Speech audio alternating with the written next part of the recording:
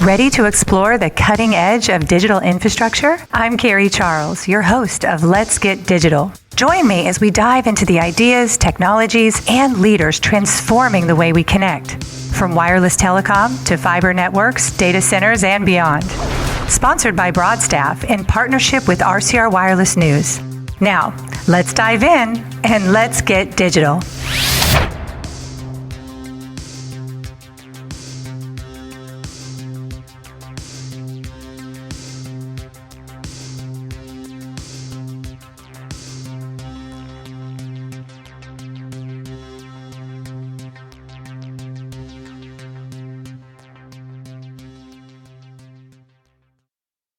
Thanks for tuning in to Let's Get Digital. I'm Carrie Charles, your host, and happy to have you here with me today. We've got another great episode for you. I have with me Mann. He is the Vice President of Dynamics Modular. Great to see you, Ron, again. I saw you at Data Cloud a few weeks ago. Good to see you too, Carrie. And thank you for the opportunity here. Yes, absolutely. We sat on a panel together and I was just so impressed. I thought not only did you do a great job, but you just had so much information. I learned a lot from you and I thought, let's do this on the podcast. But first, I want to know a little bit about you. How did you get to where you are? Tell me about your path to success, if you will. Well, it was a long, arduous journey, but it's been a lot of fun. So I kind of started out in the IT space at actually Compact Computers. Actually, before that even, I was doing subcontractor in all places, Huntsville, Alabama, that was building computer circuit boards for Compact. And that's how I got the role at Compact back in the, early 90s. And back then, when I hired on as what they called a new products manufacturing engineer. So my job was to take the designs from product development and make sure they could be manufactured in a way. And then back then it was PCAs, printed circuit assemblies, things like that.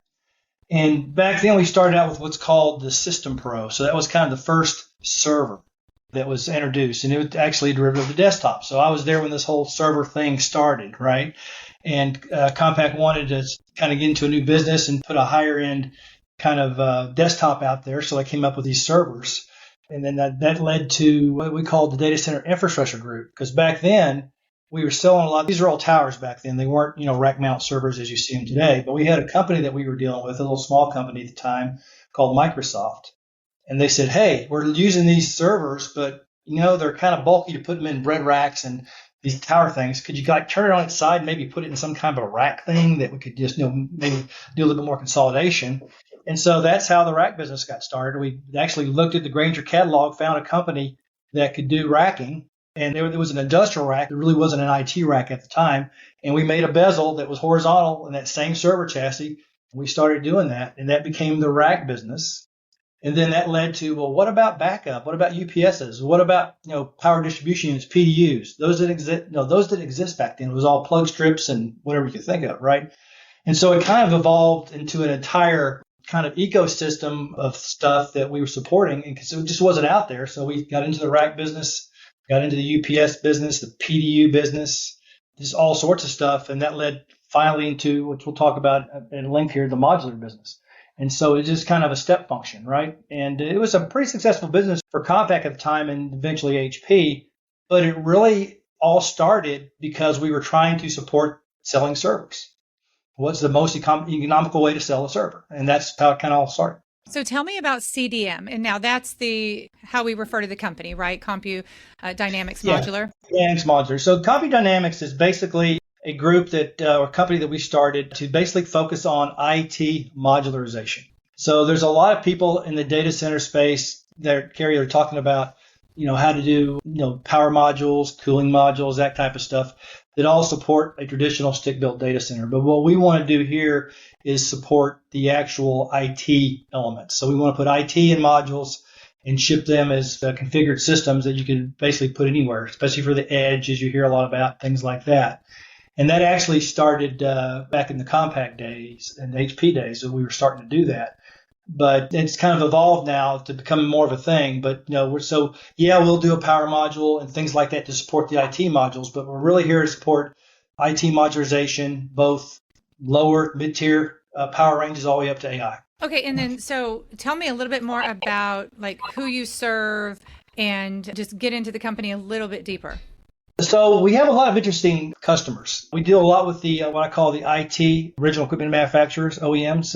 They're interested in selling their IT, and they want to be able to put what I call the wrapper around that. And modularization is a good way of doing that. And they don't want to focus on the modules because they want to focus on the storage and the servers and the AI and all that. So we're looking for trusted partners to help put together that final solution who do it for a living, right? And that's interesting because when I was doing this at Compaq, that's the way I did the business. We didn't want to develop UPSs and create a whole team to do UPSs. We would go hire a company that was expert in that. We'd say, here's our spec or here's our requirements. Can you build to this type of thing?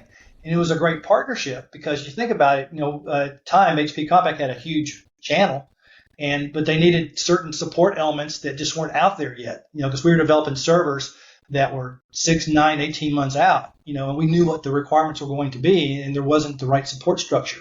So I take that same philosophy now and say, okay, Mr. IT OEM, what are you coming up with? What are you doing?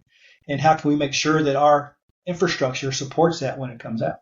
So when you say modular, what exactly do you mean? In my terms, modular is basically anything that's done in a factory that can be shipped to the site and commissioned or installed at the site. So you'd want to do as much as you can in the factory environment versus the field because it saves you time and money. On average, you can save anywhere from 30 to 50% doing modular in both time and cost if you plan it correctly, right? And so think about the advantages of manufacturing. You have standard processes, standard quality controls. There's a lot of standardization you can put into these systems and solutions that when they get to the site, then you're just hooking it up. Think about how much time you spend. I'll give you an example. Let's say you're doing something simple like a pump skid, all right? Say there's 5 pumps on this pump skid. Traditionally, you would have those pumps delivered to the site. You'd have an electrician and a plumber come out and they'd hook up each individual one. Well, if I can put 5 of those on a skid and it's all hooked up and plumbed up and ready to go, then all I'm doing is connecting that skid when it gets to the site, all 5 pumps. Well, then I've saved all sorts of time and effort for everybody. And that's really the essence of what modular is how to make it more cost effective for both the field installation and what you can do in the factory. So what would you say that really changed the game in modular? Oh, AI, no doubt about it. One of the things, and I've been doing modules a long time, and when we were first doing this back in the day, and the reason why we started doing it is it was kind of an evolution. Because you think about it, when you first started doing racks, what would happen? You go to the data center site, the rack would be delivered empty, all these server boxes would come, and storage boxes and whatever else, and you'd integrate all that on site, right? So we got the interesting idea at Compaq to say, okay, what if we integrate that in the rack and shipped it all integrated and fully connected? Now you have a rack full of stuff all ready to go. So we made that a business. We called it Compaq Factory Express, and it was very successful. We had to develop a rack that you can move around, and like on small little wheels, and there was a lot of design and development went into that. And then we got into, well, gee whiz, if we can do it for a rack, what about a row of them? That's where the modularization came in. We put them in an IT module, right? And it was fairly successful. We sold a lot of that stuff to a lot of the big hyperscale guys at the time who were really expanding quickly, and they needed a quick way to get to market. What made it interesting for us is the fact that we could do all that again in a factory environment and get it out the door that way. So that kind of led to what we're doing now and why we like to integrate this stuff kind of in that format. But that kind of started the whole thing with how far you can take it. Now, what happened on the power side was that what we realized was most data centers today, let me go back. Most data centers, say 3 or 4 or 5 years ago, before AI, pre-AI, were typically a rack of IT was 10 I like to talk about kilowatts or watts per rack. So most data center racks are 10 kilowatts or lower per rack, right, on average, which meant that all data centers for the last 30 years were designed to handle that kind of a load. And so really the IT was taken out of the equation, right? Because all data centers could handle that kind of load. And if you did have a 20 kilowatt rack or you had some application that required that, well, in-row cooling came in, rear door heat exchangers came in. There are ways to do what they call spot level cooling to bring that load from 20 or 30 kilowatts back down to 10 so the data center could take the rest of the heat. And it worked great for years. And I remember having these discussions at different forums probably 10 years ago about how, it's going to get up to 20 and 30 and 40 kilowatts a rack. It's going to change the game. And it never did as fast as I thought. And the reason why was because the IT guys kept getting very innovative. They kept finding better ways to cool stuff with fans and heat sinks and better utilization of power efficiency and things like that. So basically, it kind of took the data center having to change out of the equation, right? And what we found when we were doing this back in the day is that to make modular cost effective, you typically had to be above 22 kilowatts a rack. And that made it more cost effective being a module than it did in a data center. I could go either way if it was below that, right? But, okay, fine. And so things were starting creeping up. All of a sudden, here comes AI. 135, 125 kilowatts a rack going up higher, right? Totally changed the game. There is not a traditional data center on the planet that could support that kind of heat load, right? And so that made a lot of sense for modules. Because you think about what you're doing in a data center environment. If you and I are in a conference room and say it's built for, say, 20 people, it's just me and you there, the AC could go out, and we may not know it for an hour or two because it's over-provisioned, right? There's more cooling capacity in that room than us. And consider us being IT racks. If you and I are in a car and we're driving in the Houston heat, the AC goes out in the car, we're going to know it very quickly because the air is cooling us. It's not cooling anything else. And that's really the concept of a module. It's cooling exactly what it needs to cool, which is the IT, so it's more efficient. You're not cooling a lot of extra space, and that's what makes it efficient. So how does CDM do modular differently or different from others? Good question. The way I kind of look at it is, not to begrudge anybody out there, but what I see at least today, what most modular providers do is they take, okay, I build these type of infrastructure solutions for data centers. How can I put them in a box and use it in a modular format, right? My in-row cooling, whatever I'm doing. And I'm not saying there's anything wrong with that, but it's basically taking a known application or a known technique and you're just basically putting it in a different type of a box or a different type of form factor. I have never looked at it that way. Well, how we look at it at CDM is because of our IT background, we look at it from an application perspective. No one's in the data center business just because people want to sell hardware. Someone's trying to run an application. That application requires IT hardware, which requires the infrastructure around it to support it. And so we always look at it from that perspective. So what we want to do in our applications is to be as efficient as we can with cooling and power, no over or under provisioning. So you can match it up. As an example, a lot of times you'll get to some of these module guys and they'll say, okay, here's my solution is 500 kilowatts as an example. Well, I don't need that. I need 300. Sorry, this is what we got. I can match the cooling and power to your 300. And you're not going to be over or under provision because of how we do our design work. And you got to keep in mind, we've been doing this for a long time, probably longer than most people have done it. So we know what works and what doesn't. So we're not using the customer as the guinea pig. Hey, we just got in the modular space last year. You're our second or third customer. We're still learning. You don't get that from us because we know what works and what doesn't. What we're focusing on is the performance of the architecture to support what your application is. Got it. Where are you seeing the hottest demand? And maybe give us a couple of use cases where the edge makes the most sense. It's interesting. You hear a lot about learning in AI learning, right? All the big guys are doing it, these big bloated data centers. You look at the NVIDIA, like NVL72 platform, and they put a lot of information out there on how that's supported and what's the best way to support it because it's so dense. And so that's a big one. What we try to do in our space from this perspective is we try to look at it a little bit differently. Again, it gets back to the application and what we're trying to support, but it's really about the application and what's the best way to support the end-to-end. So I don't know if that answered the question thoroughly or not, but that's kind of how I look at it. Yeah, no, that makes sense. How do you see modular data centers enabling inference workloads at the edge? Okay, so the inference side's interesting. So to answer that question a little bit better, what we try to do is when we first looked at this, we looked at learning what was going on. We said, okay, there's a lot of people doing that. We've got a module that supports that. We call it our learning module. You can do anywhere from 1.5 to 3 megawatts. And then we started looking at, okay, well, where's inference going? What's inference mean? And inference is interesting to me because if you go back a few years and people talk about the cloud, everybody asks, what is the cloud? And you'd hear 4 different answers from 4 different people what the cloud meant, right? And inference, I kind of put in that bucket. And the reason why I do is just because it's unknown. I wouldn't call it the wild, wild west, but it's a new market. It's an emerging market, right? And I think inference has a lot of interesting applications. So that's where we're seeing a lot of the growth is in inference. And what I mean by that, it's AI, but it's not, say, for example, if you look at the NVL72 platform, I think it's 8 AI racks and 8 network racks, right? That makes up that solution for learning. What we're finding in inference is people need 1 AI rack or 2 AI racks and a couple of network racks. So it's still high density per rack, 130 plus, but it's not a lot of them. Right. And they want to put them in different locations. Edge is all about, people ask what edge is all the time. And it really depends, again, who you talk to. If I talk to a large hyperscale guy, he might say, well, my edge data center is 50 megawatts. Right. If you talk to a guy who's trying to do, automated driving, It might be, half a megawatt, 300 kilowatts, right? An edge. But really what it's all about is edge is all about removing latency, getting the source as close as you can to the customer so you don't have any latency, right? An example I like to use is, if you're using one of the maps, Google Maps, whatever you use, Microsoft Maps, you don't want to find out 3 exits ago you should have exited because your data was late getting there, right? So that's really what it's all about. And that so happens to me sometimes. Exactly, right? And so that's why you're trying to really get that stuff set up in a way that makes sense. And so that's where we see a lot of uses. And the other thing that's coming up is people are trying to find and utilize stranded power, right?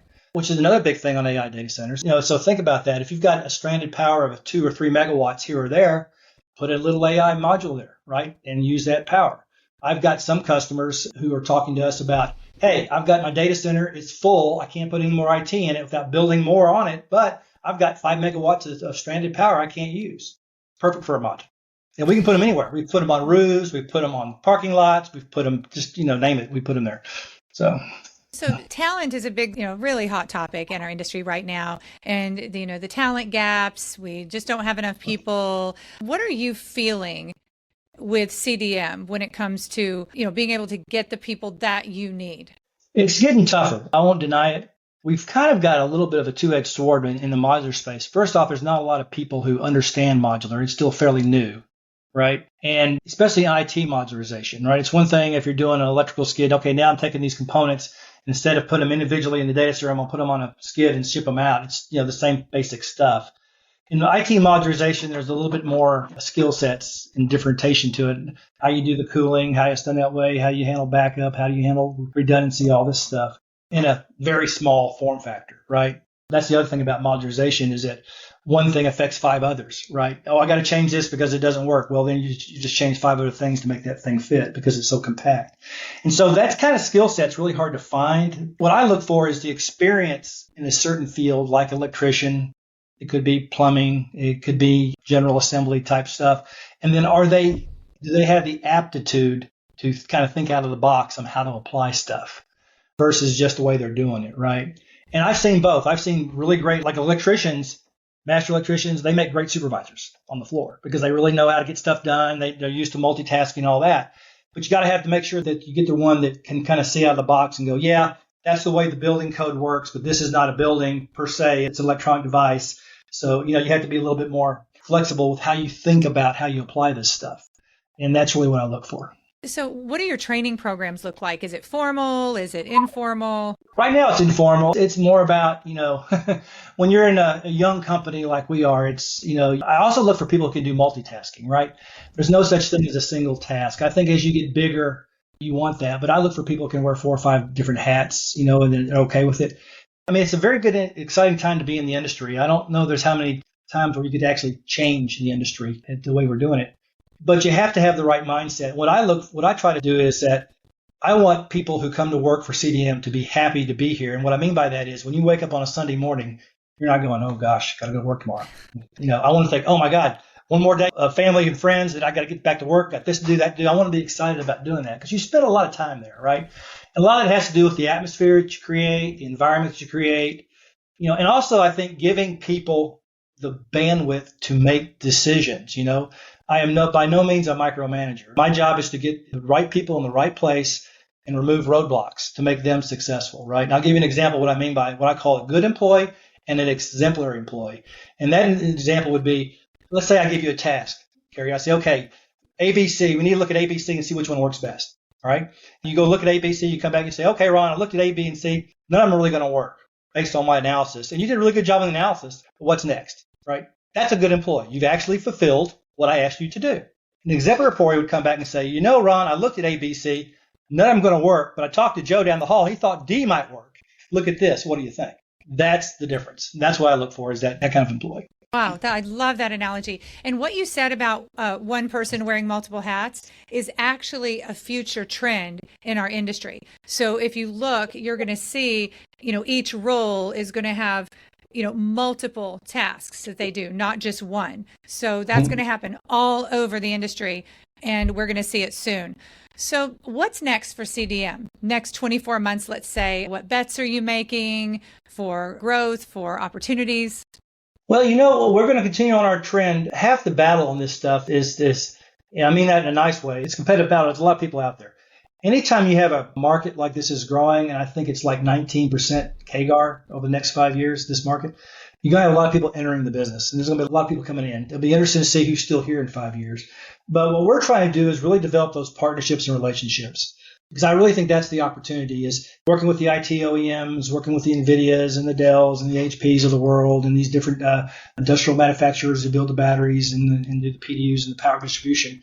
And because it's an ecosystem, what we discovered even years ago when we were doing this at Compaq is that there's no one company that can do it all. You have to have partnerships.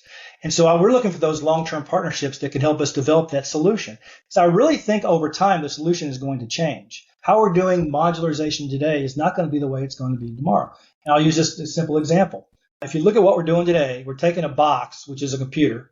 We're putting it in another box, which is a rack. We're putting that in another box, which is a module or a data center. So it's a box in a box in a box. Why are we doing that? We're doing that because the server came from the desktops and it was a box, right? But over time, think about if you can start eliminating those boxes. You start doing some of the things that the server guys did in the early days with the blade servers, where you have things that plug into different components and you could kind of remove some of that infrastructure and simplify it, right? Especially as the power density goes up.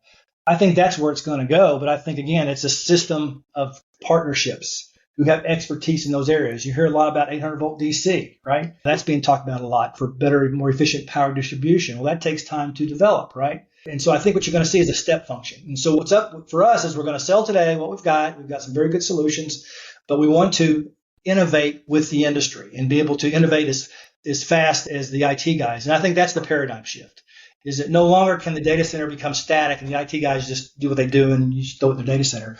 You have to be able to change with the IT as the IT comes out, as they go higher density, as they need different types of cooling and power requirements. Then the opportunity for us in this side of the space is to innovate with them and become their new best friends. I love it, Ron. How do we reach you, learn more about CDM? So we're at cdmodular.com. I think cd-modular.com on our website. And you can get all the information there on what we're doing, how we're doing it. You can reach out to me, Ron, at cd-modular.com as well. But yeah, it's all there on the website. We are going to a lot of different shows and speaking at a lot of different events, so you can kind of see us there too. So we'll be at Gartner in December, so we'll be there. If anybody wants to come chat, we'll be there for that. But just different venues like that. But we're more than happy to hear from you. And even if we don't, there's not a fit right now for business, I'm more than happy to talk about where Modular is going or what we can do, what you need to be cognizant of if you're looking at these types of solutions. Thank you, Ron, for coming on the show. I've learned a lot. Well, no problem. I really enjoyed it. You take care. Thank you. Thanks for tuning in to Let's Get Digital. This podcast is powered by Broadstaff, a national staffing firm specializing in digital infrastructure talent. Don't forget to subscribe, leave a review, and join me next time as we explore more stories at the intersection of technology, talent, and transformation. Until then, let's get digital.